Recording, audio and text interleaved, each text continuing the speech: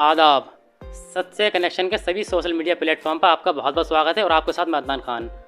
आज हमारे साथ मौजूद हैं मोहल्ला मुगलान के इमली वाली मस्जिद के पेश इमाम हज़रत अल्लामा मौलाना शमीम रज़ा साहब किबला, और रमज़ान के ताल्लुक़ से हज़रत से कुछ ख़ास मालूमात करेंगे। तो सबसे पहले हज़रत, हमारे सत्य कनेक्शन में आपका बहुत बहुत स्वागत है। बहुत बहुत शुक्रिया, आपने हमें इस प्रोग्राम में बुलाया और इंशाअल्लाह ताला मैं शुक्रगुज़ार हूँ। आपका ये प्रोग्राम चल रहा है, दीनी पैगाम लोगों तक पहुँचा रहे हैं और ये आप हमेशा इसको जो है काम करते रहें। लोग रमज़ान को रहमतों वाला महीना कहते हैं, तो कुछ वजाहत कीजिए हमारी। रमज़ान के 3 अशरे होते हैं। इनमें पहला अशर जो होता है, यानी पहले के जो 10 दिन है, ये रहमतों वाले दिन होते हैं। ये 10 दिन रहमत के होते हैं। इसका दूसरा अशर ये मग़फ़िरत के, इसमें बंदा अपने तमाम गुनाहों की मग़फ़िरत चाहता है और अपने गुनाहों की जो है माफ़ी तलाफ़ी करवाता है। और इसका तीसरा अशर जो है वो दोज़ख से निजात। ठीक है, इंसान जब तमाम तीनों अशरे में रोज़े रखता है और अल्लाह तबारक व तआला की इबादत करता है, तो अल्लाह तबारक व तआला की बारगाह में जब वो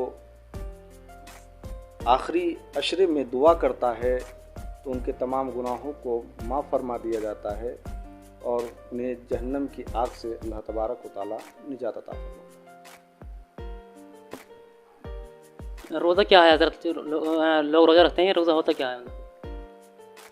रोज़ा जैसे सिर्फ रोज़ा अल्लाह तबारक व तआला अपने पाक कलाम पाक में इरशाद फरमाता है,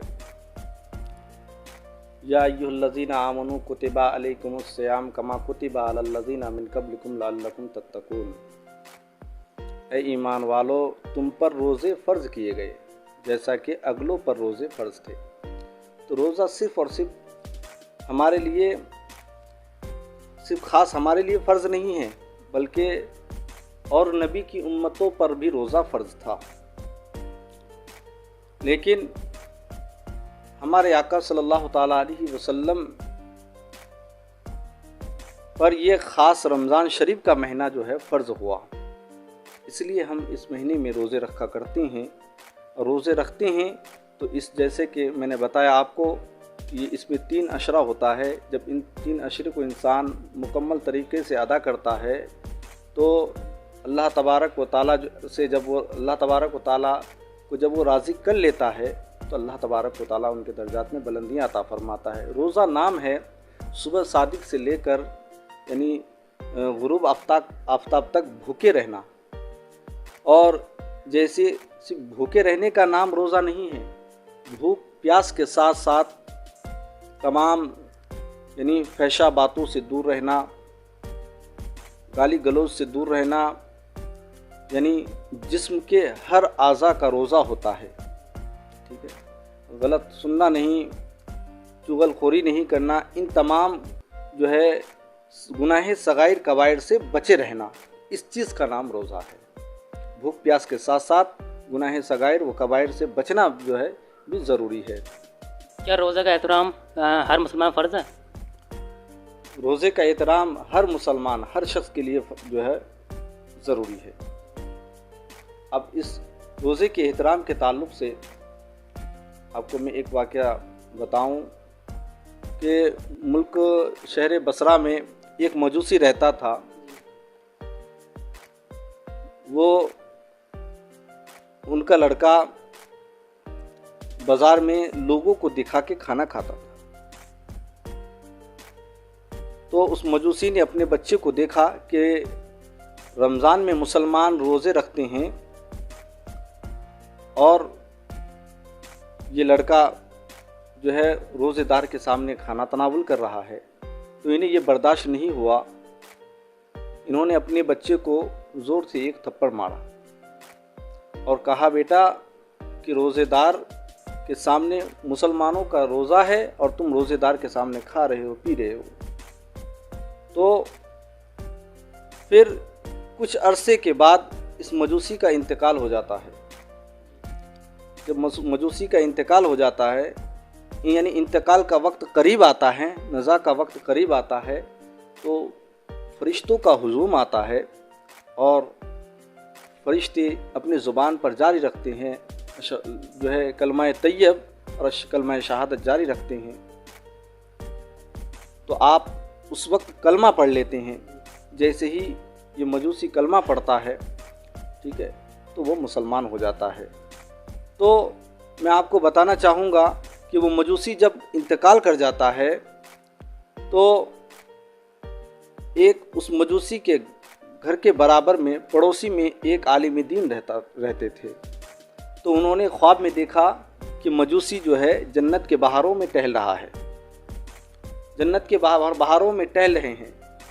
तो आपने दरियाफ्त किया कि ए मजूसी, ये कौन सा अमाल, तुम तो हम में से नहीं थे और तुम तो मुसलमान नहीं हो, किस अमाल ने तुम्हें जो है जन्नत के बहारों में टहलाया? तो कहा कि मैं अपने बच्चों को नसीहत किया करता था कि रोज़ेदार की जो है एहतराम किया करो, रोज़ेदार के सामने जो है खाने की चीज़ ना खाया करो। क्यों? हर किसी के लिए रोज़े का एहतराम ज़रूरी है और धर्म के हिसाब से कि कोई किसी के धर्म को जो है बुरा नहीं कह सकता है। उनका अमाल उनके साथ है और हमारा अमाल हमारे साथ में है। तो उन्होंने जो है अपने बच्चों को जो ये नसीहत की और इस नसीहत की बुनियाद पर और ख़ुद भी इस पर जो है अमल पैरा रहे, खुद भी जो है अपने आप पर जो है काबू रहे और ख़ुद भी जो है रोज़े का एहतराम किया करते। जब इन्होंने रोज़े का एहतराम किया और अपने बच्चों को ये नसीहत की तो अल्लाह तबारक व तआला ने जो है इन्हें जन्नत में जो है आला मकाम दिया। तो इसलिए हर किसी पर फ़र्ज़ है कि एक मजूसी को जब अल्लाह तबारक व तआला जो है ईमान के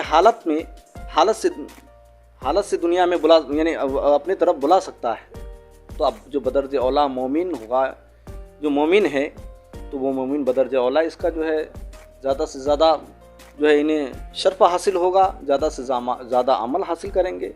लेकिन हर शख्स के लिए अगर रोज़ा नहीं रख रहा है कोई, तो उन पर जो है ये लाजिम है, ज़रूरी है कि वो रोज़ेदार का एहतराम करें।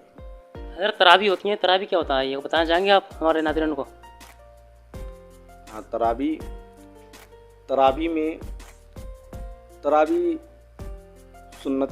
सुन्नत है। और अगर किसी मस्जिद में तरावी की नमाज नहीं पढ़ते हैं, ठीक है, और तरावी की नमाज नहीं होती है, तो जो 5 वक्त नमाज जिस मस्जिद में जुमे की नमाज होती है, वहाँ कोई भी तरावी हो या सूरत तरावी हो या तरावी पूरा ख़त्म कुरान हो, ठीक है, दोनों में से कोई एक का होना बहुत ज़रूरी है। और मेरा मैसेज तो ये है कि हर मस्जिद में कलाम पाक यानी ख़त्म कुरान जो है होना चाहिए, यानी ख़त्म तरावी जो है होनी चाहिए।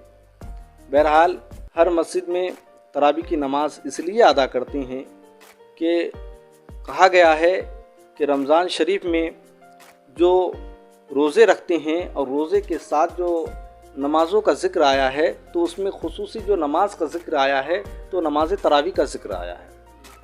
ठीक है, जब हम रोज़े रखते हैं और अल्लाह तबारक व तआला की बारगाह में नमाज ईशा के बाद में और नमाज तरावी अदा करते हैं, तो हम जो है अल्लाह तबारक व तआला की बारगाह में अल्लाह तबारक व तआला की बारगाह से जो है उम्मीद रखते हैं। किस चीज़ की उम्मीद रखते हैं? कि अल्लाह तबारक व तआला हमें इसका सिला अता फरमाए। और फिर रमज़ान शरीफ के ताल्लुक़ से मैं आपको बताऊं कि रमज़ान शरीफ में भी अल्लाह तबारक व तआला फरमाता है, हदीस पाक है, मुस्लिम बुखारी की हदीस पाक है, मुस्लिम शरीफ की हदीस पाक है, फरमाते कि अस्सौमु ली व अना अजरी बिही। अल्लाह फरमाता है कि रमज़ान मेरा महीना है और इसका अजर मैं खुद देता हूँ। ठीक है, इसका अजर मैं खुद दूँगा। तो इसलिए रमज़ान में तरावी इसलिए पढ़ते हैं कि हम ज़्यादा से ज़्यादा इबादत करें और अल्लाह तबारक व तआला इसका हमें ज़्यादा से ज़्यादा सिला अता करें। हज़रत 20 तारीख को देखा गया था 20 रमज़ान को कि लोग एतिकाफ में बैठ रहे थे, तो एतिकाफ क्या होता है ये बताना चाहेंगे?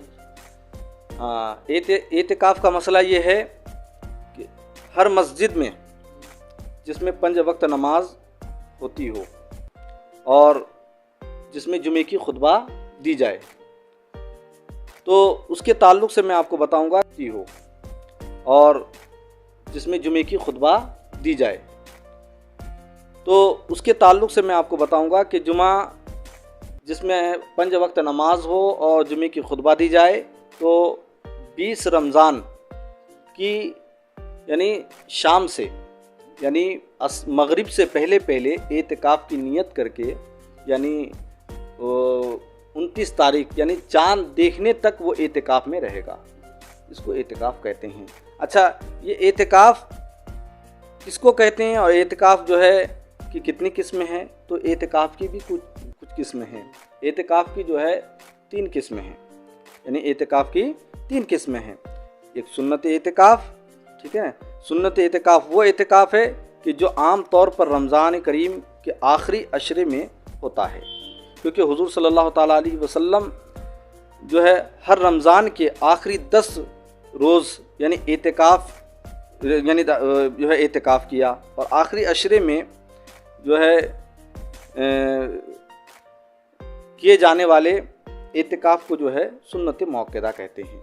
इसका मतलब ये है कि अगर मोहल्ले में 1 या 2 लोगों ने या चंद लोगों ने मिलकर अगर एतिकाफ़ में बैठ गए या कम से कम एक इंसान बैठ गए, तो तमाम मोहल्ले वालों के ज़िम्मे से ये बात बरी हो जाती है कि वो जो है वो गुनाह से दूर हो जाती हैं। लेकिन अगर किसी मस्जिद में एक इंसान भी एतिकाफ़ को नहीं बैठता है तो वो मोहल्ला गुनाहगार होता है। तो चाहिए कि मोहल्ले वालों को एतिकाफ़ में बैठना चाहिए। एतिकाफ़ सुन्नत है और रसूलुल्लाह सल्लल्लाहु अलैहि वसल्लम की सुन्नत है कि आप एतिकाफ़ किया करते थे, और एतिकाफ़ के दिनों में ही जो है अल्लाह तबारक व तआला ने ख़ास यानी ताक़ वाली रातें मुकर्रर की। हज़रत क्या एतिकाफ़ में कोई बैठा है यहाँ पर अपने? हमारे यहाँ तो नहीं बैठा है, और लोगों को हम ज़्यादा से ज़्यादा मैसेज देते हैं, कहते हैं कि आप लोग जो है एतिकाफ़ में बैठें, और एतिकाफ़ में बैठेंगे तो एतिकाफ़ में बैठना बहुत बड़ा सवाब है। और यानी हुज़ूर सल्लल्लाहु अलैहि वसल्लम हिजरत के बाद से जो है यानी हर रमज़ान में आप 10 दिन रमज़ान शरीफ में यानी मस्जिद में ही रहा करते थे और एतिकाफ़ किया करते थे। तो इसलिए मैं कहता हूँ कि एतिकाफ़ ज़रूरी है, मोहल्ले में कम से कम 1 आध लोग एतिकाफ़ में बैठें। हमारे यहाँ मस्जिदों में आमतौर से मैंने देखा है कि नहीं बैठते हैं, और मैं मैसेज देना चाहता हूँ कि जो है रमज़ान शरीफ के 10 जो दिन होते हैं ये ताक़ वाली रातें हैं, और जब इसमें आप एतिकाफ़ में बैठेंगे तो सिर्फ अल्लाह को राज़ी करेंगे और अल्लाह ही करेंगे। और क्या पता अल्लाह तबारक व तआला की अल्लाह तबारक व तआला आपकी कौन सी अदा को पसंद आ जाए, और आप जो है अल्लाह तबारक व तआला जो है उस अदा के बदले में आपको जो है आपके दर्जात में बुलंदी अता करें। हज़रत लैलतुल क़द्र होती है, मतलब जो रमज़ान का लास्ट में आती है, तो ये मतलब क्या होता है लैलतुल क़द्र? ये किन रातों में आती है, कौन से दिन है लैलतुल क़द्र का? लैलतुल क़द्र जो है इस रात में जो है यानी कुरान का जो है मुकम्मल हुआ, और लैलतुल क़द्र में एक ऐसी रात है कि जिसके ताल्लुक़ से कुरान पाक में भी अल्लाह तबारक व तआला ने जो है पूरी सूरत नाज़िल फरमाई। इन्ना अंज़लनाहु फ़ी लैलतिल क़द्र वमा अदराका मा लैलतुल क़द्र लैलतुल क़द्रि खैरुम मिन अल्फ़ि शहर। इसी तरह से अल आखिर पूरी सूरत में ये 3 मरतबा लैलतुल क़द्र का जिक्र आया है। लोग मुझसे सवाल करते हैं और ये अक्सर मसाइल आते हैं कि आखिर ये लैलतुल क़द्र की कौन सी रात मुकर्रर है, कौन सी ख़ास रात होती है। तो मैंने जवाब दिया कि लैलतुल क़द्र की जो है ख़ास रात वो रात होती है, अगर हम कुरान के हिसाब से देखें तो लैलतुल क़द्र 3 दफ़ा इसका जिक्र आया है। लैलतुल क़द्री खैरुम मिन अल्फ़ि लैलतुल क़द्र इन्ना अंज़लनाहु फ़ी लैलतिल क़द्र, यानी ये लैलतुल क़द्र कह के यानी 3 दफ़ा आया है। और ये मैंने जब 3 हरूफों को जब मिलाया देखा और गिना तो एक लैलतुल क़द्र में यानी 9 हरूफ होते हैं। अब 9 हरूफ को जब हम 3 जगह ज़र्ब देते हैं तो यानी 9 तिये 27, ये 27 इसका मतलब ये है, ये उलमाए किराम और अकाबिर इकराम ने जो है इसका वो किया है कि 27वीं रात जो है में ज़्यादा जो है इसको माना गया है कि 27वीं शब में जो है ये लैलतुल क़द्र वाली रात होती है। और इस रात में अगर इंसान दुआ कर ले तो अल्लाह तबारक व तआला जो है उनके तमाम दुआओं को कबूल फरमाता है। और ये रातें ऐसी होती हैं, ख़ास रातें होती है ये लैलतुल क़द्र, यानी ताक वाली रातें होती हैं। लेकिन कुछ जो है और ज़िक्र आया है, रिवायात में मौजूद है कि लैलतुल क़द्र में ताक वाली रात 19वीं जो है 19वीं शब या 21वीं शब, 23वीं शब या 25वीं शब या फिर 27वीं शब या फिर 29वीं शब, इनमें से कोई सी भी रात हो सकती है। लेकिन ख़ास जो सबका जो एक कौल है, ऐसा कौल जो जिक्र किया है वो 27वीं शब है। अलविदा जुमे की क्या फजीलत हैं? अलविदा जुमे की फ़जीलत ये है कि लोग यानी जिस रमज़ान शरीफ का जो है आखिरी जुमा होता है, तो रमज़ान शरीफ अगर देखें इसकी कोई अलग से फजीलत नहीं आई है। ये रमज़ान शरीफ का आखिरी यानी अशर में, ठीक है ना, और इंसान अलविदा जुमा में ज़्यादा से ज़्यादा जो है कोशिश करता है कि आज आखिरी जुमा है, क्या पता ये अगली बार ये जुमा मिले या ना मिले। तो इसलिए अलविदा जुमा जो है लोग इसका बहुत ज़्यादा ज़ोर शोर से एहतमाम करते हैं।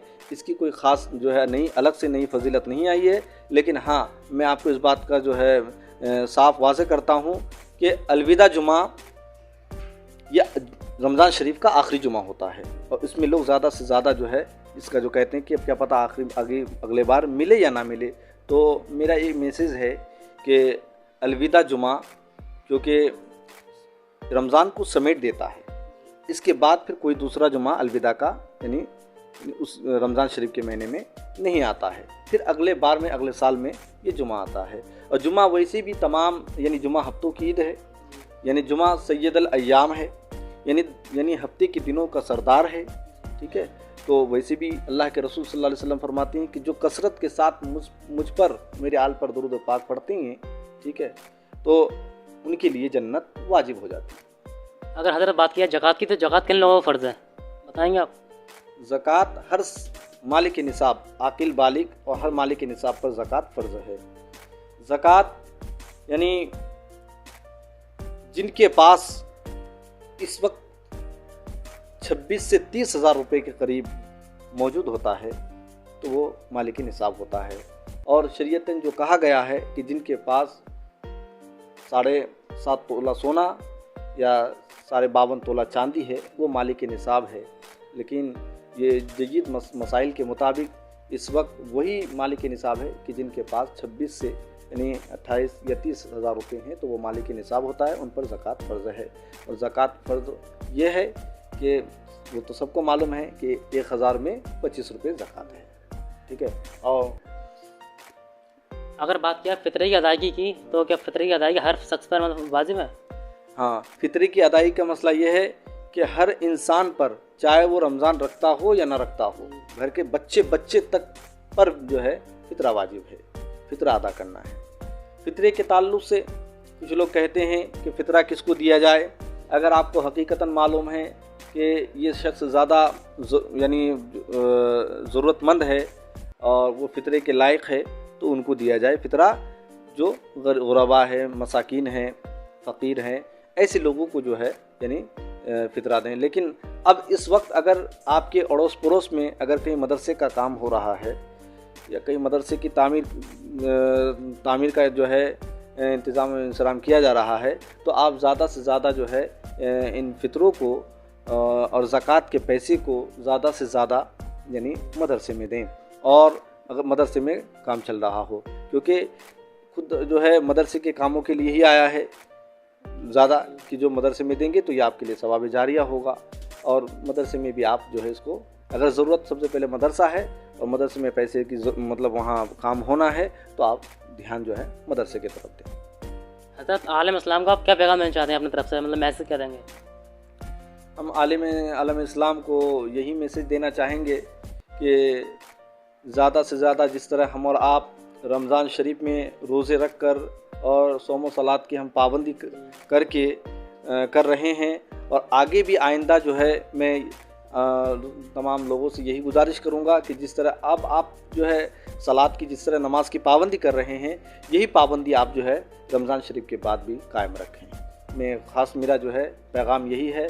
और मैं ये चाहता हूँ कि ज़्यादा से ज़्यादा लोग, जब रमज़ान शरीफ के महीने में भी कुछ लोग जो है मस्जिद की तरफ रुख नहीं करते हैं, तो ख़ास ये अशरा जो चल रहा है ये दोज़ख से निजात का अशरा है और आखिरी अशरा है।